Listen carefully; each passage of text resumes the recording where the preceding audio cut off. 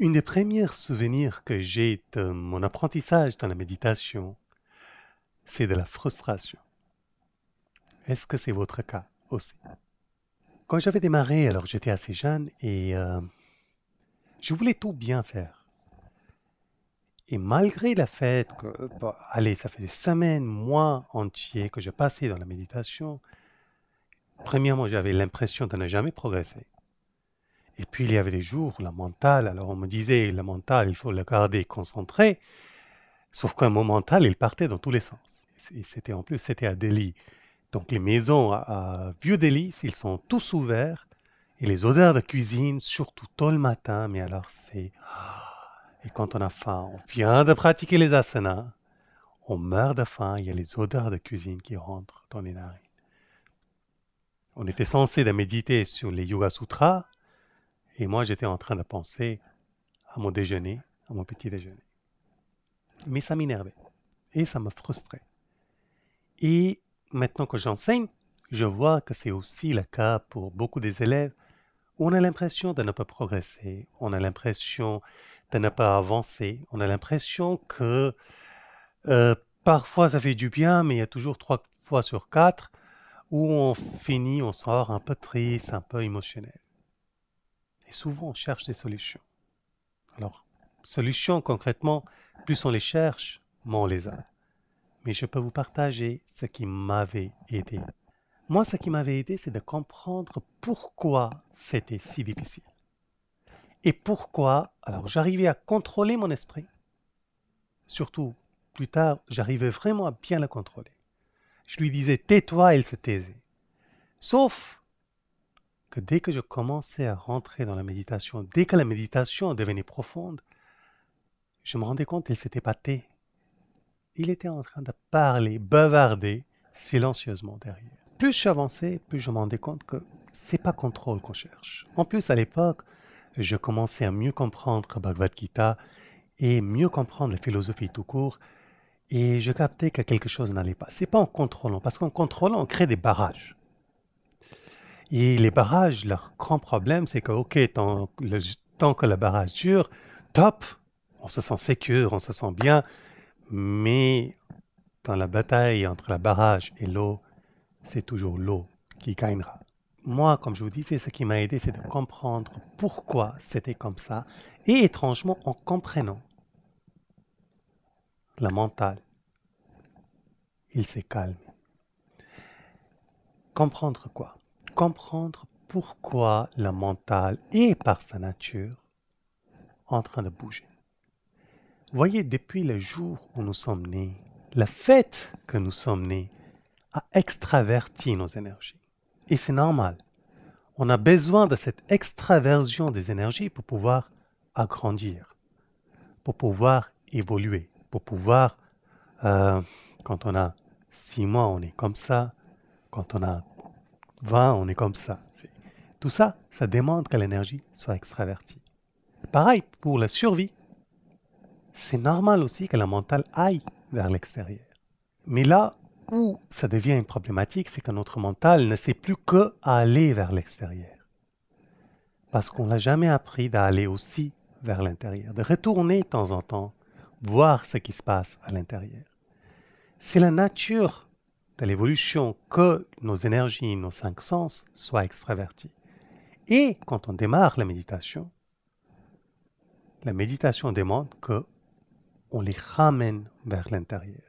Donc avant tout, c'est un entraînement qui va en tout cas prendre du temps. Parce qu'on est en train d'aller premièrement contre tout ce que le mental a appris depuis le jour où nous sommes nés, mais aussi on est en train d'aller du grossier vers le subtil, et le grossier, le brut, il est toujours beaucoup plus loud, comme on peut dire loud, beaucoup plus bruyant. Il attire l'attention bien plus que le subtil. Et donc, on cherche vraiment à aller contre tout cela pour pouvoir méditer. Mais quand je parle méditation, je ne parle pas de méditation guidée, je parle des vraies contemplations telles décrites dans les textes classiques. Et pour cela, on a besoin de pouvoir retirer nos sens. Première chose, c'est de comprendre que c'est normal que cette énergie soit extériorisée. Et pour moi, le moment où je l'ai capté, déjà j'ai senti un apaisement. Un apaisement dans le cadre que j'ai arrêté de me frustrer simplement parce que le mental partait dans tous les sens. Comment on peut mettre tout cela en pratique? C'est à la fois difficile et à la fois très simple. Parce que on doit faire deux choses qui sont vraiment à l'opposé. D'un côté, on doit quand même maîtriser le mental un peu. Si on ne la maîtrise pas du tout, il va faire ce qu'il a envie et il va toujours rester extériorisé. On ne va jamais progresser dans la méditation. Mais de l'autre côté, on a besoin d'arrêter de se frustrer, arrêter de se culpabiliser, arrêter de se juger. Sans cela, il n'y aura pas un vrai progrès dans la pratique méditative. Moi, l'astuce que j'avais trouvée, c'était le cadre qui était, ça c'est mon heure de méditation. Je dis heure, ça peut être 30 minutes, 15 minutes, comme vous voulez. Ça c'est le moment de méditer. Et là, basta, on ne écoute rien d'autre. Pas d'excuses, c'est le moment de méditer et de rien d'autre. Mais, dans le moment, au lieu de chercher à contrôler le mental, j'ai commencé à l'accepter pour tel qu'il était. C'est-à-dire, je me mettais à méditer. Je sentais que les pensées commençaient à s'agiter. Je disais, ok, je respirais. J'ai expiré. Parfois, je soupirais. Je souriais. Je souriais beaucoup.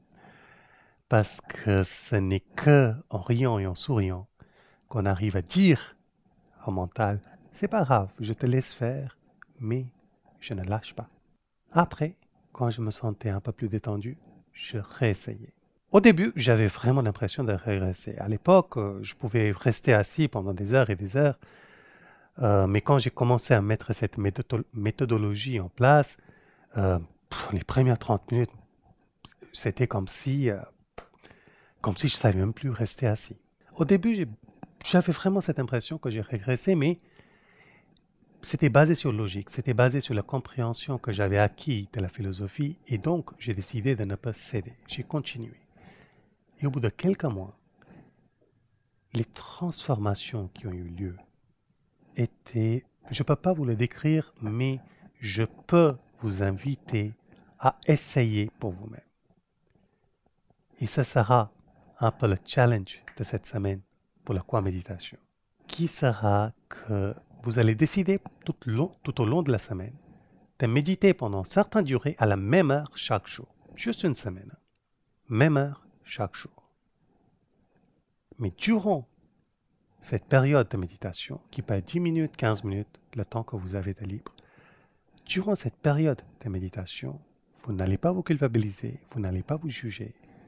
Vous allez simplement vous asseoir, prendre conscience de votre souffle et observer ce qui se passe, sans vous juger, sans vous culpabiliser et sans vous frustrer. Et vous me direz dans les commentaires, est-ce que ça vous aide? Est-ce que vous sentez un changement comparé à quand on cherche à contrôler la mentale ou le corps d'ailleurs pour méditer? Avec cela, je vous souhaite une excellente journée. Namasté.